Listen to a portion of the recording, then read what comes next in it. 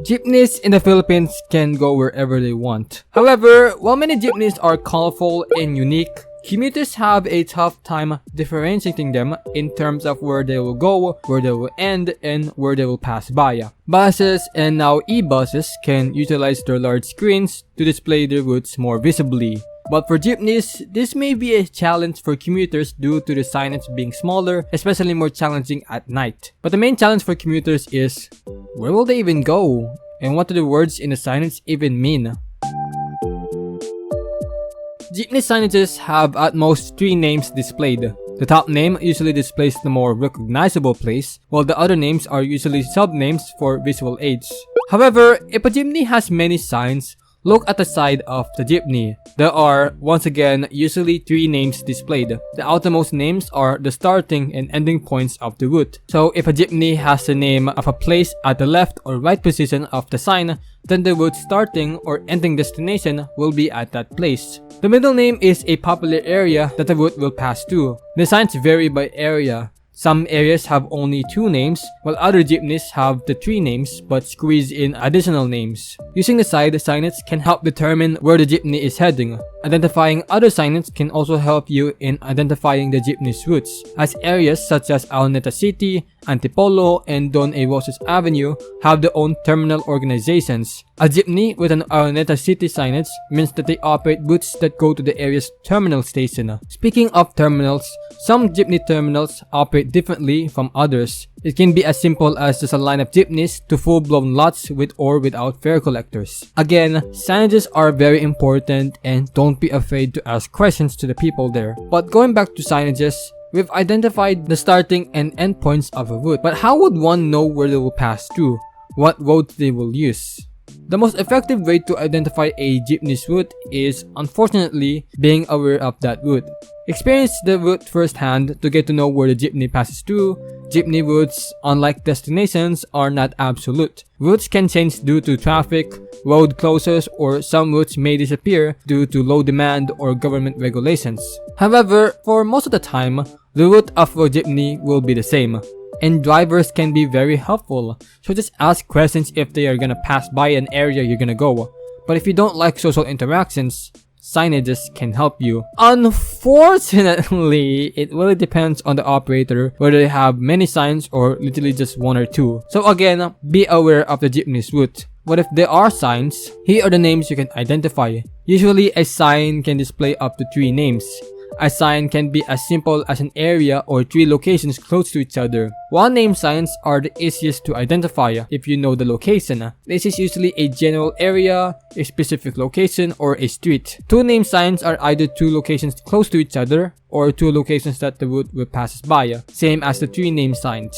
Signages can display malls, roads, monuments, barangays, markets, buildings, and more. Again, it takes knowledge to identify whether these locations are close to each other, but you can use these locations if you want to use these names as an aid if you want to go to these places. Let's take this sign as an example. It's a 1 name signage because the name refers to the SM South Mall, meaning that the route will pass by the mall. But 2 name signages are usually the most preferred, as it is most effective. The name at the top is usually the most recognizable, while the bottom name specifies which area the route serves. 3 name signs are quite rare, but they are usually common in dense areas. For example, this sign has Pedro Hill on top, but you're unsure which part of the street the route serves. The bottom name has both UN and PGH, meaning that the sign indicates that it will pass by Pedro Hill near United Nations Avenue and the Philippine General Hospital. Using Google Maps or already being aware of the area, you can identify what route the jeepney uses or what areas it passes by. If a jeepney has a signage that starts from one area to another while mentioning other areas, then you can visualize where it would go. Of course, going to Google Maps and searching for Pedro Hill and PGH can help you identify where the jeepney is going. But what if the name in the signage isn't found in Google Maps? While signage names aim to be objective, they usually don't serve everyone. There are some names of locations that may be not known to commuters, are too vague, or do not exist anymore. Like sure, you know that a jeepney goes to Pasay.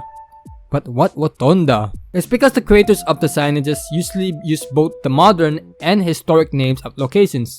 Some are acronyms or are impartial, such as Sihol, short for City Hall. While it aims to declutter the sign and make it easier to read, it does confuse commuters if they're not aware of these terms. So, let's learn together. If you see a sign that has ilalim, flyover, or ibabaw, it is an indication of where the route goes. If it says ilalim or flyover, the route utilizes a tunnel or flyover of that area, while ibabaw or ilalim can refer to an area where they go to the service road. I know it is kind of confusing, but it does boil down to your prior knowledge of the area. Let's use a hypothetical situation. Let's say a jeepney goes from Commuting to Ortigas to EDSA, but wants to indicate that it serves the Aurora Boulevard. So they use a sign that indicates crossing or ibabaw, meaning above the tunnel that skips the boulevard. But if they want the opposite and they want to skip the boulevard, then they use a sign saying ilalim or below. And then some signs have names that do not exist anymore. Take Moraita, for example.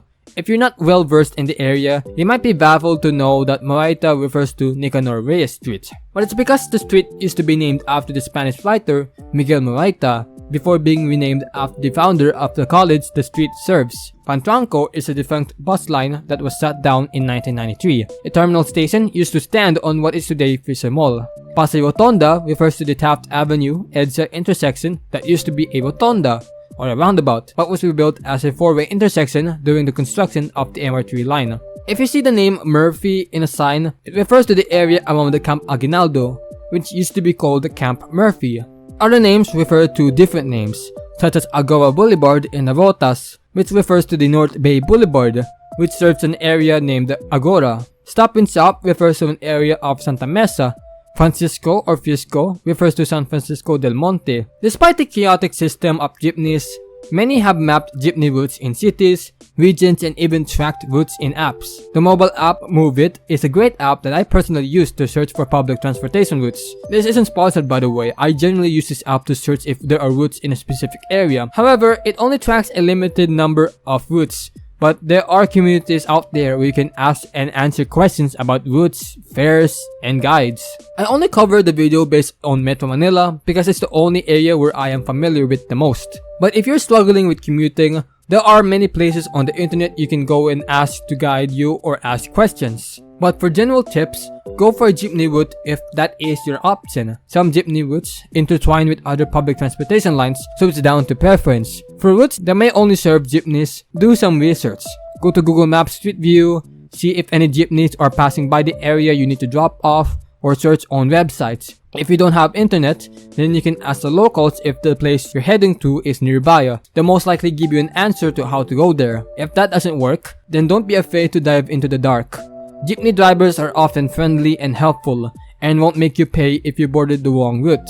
They let you off the jeepney while giving you instructions. If you're on the right route, then asking the driver can give you directions to where you are heading. When I was a first-time commuter, I would search on Google Maps for the area where I wanted to go and see if there was a jeepney there. I would identify a specific street or location, and I would say that destination to the driver. If you want to pay exactly, then ask how much the fare is. But that is kind of risky since they'll most likely give you an answer in Spanish. And if you don't know what 25 means or know the difference between DCS and DCS, then just pay a huge sum, ranging from 20, 50, or 100 if you're with others, and they'll give you the change. Also, I know it's funny to joke around with others, but don't 123, aka fare evade.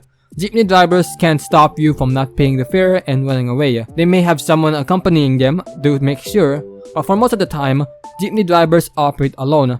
And it's not worth chasing down someone who didn't pay their 13 peso fare over leaving the jeepney running. But just because it's easy to fare evade doesn't mean you should. A lot of jeepney drivers depend on fares to feed their families and maintain their livelihood. And I know that some jeepney drivers can be real pieces of shit, but still make sure to practice honesty and support jeepney drivers, especially in times where modernization may introduce more issues than solutions.